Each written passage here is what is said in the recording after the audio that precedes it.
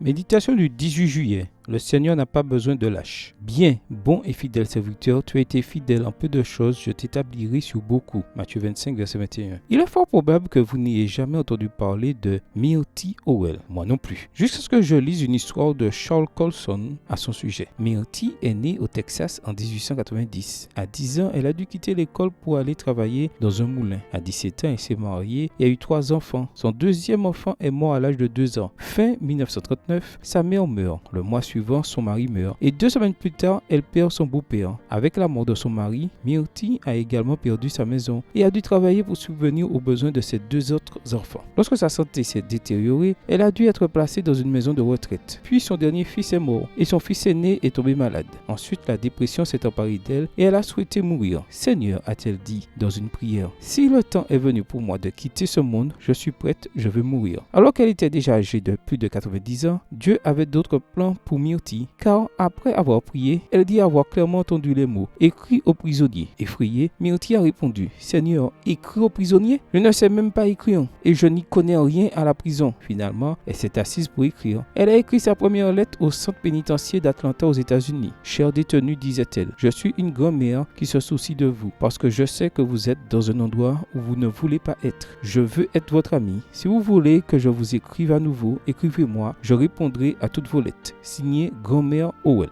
Peu après, le centre pénitentiaire a demandé à Myrtle d'écrire à 8 autres détenus. Puis, d'autres institutions lui ont envoyé d'autres noms. En peu de temps, Myrtle écrivait à une 40aine de détenus par jour dans les prisons de tous les États-Unis. Lorsqu'au nom de l'organisation Prison Fellowship, Amitié en prison, Charles Colson lui a rendu visite pour la remercier de son travail. Myrtle a profité de l'occasion pour remercier Dieu, car elle vivait les meilleures années de sa vie. Avant son départ, Myrtle lui a dit « Monsieur Colson, je veux juste vous dire que le Seigneur n'a pas besoin de lâches. De temps en temps, Satan me dit que je suis trop vieille pour cela parce que j'oublie des choses. Mais alors je me souviens de ce que le Seigneur m'a demandé de faire et je dis, je ne vais pas reculer. Et vous non plus. Prière. Ô Seigneur, si cette petite vieille dame a pu faire autant pour toi, malgré ses 90 ans, combien je pourrais faire avec ta bénédiction et ton pouvoir? Indique-moi donc ma tâche et aide-moi à la remplir fidèlement pour la gloire de ton nom. Bonne journée à vous et que le Seigneur vous bénisse.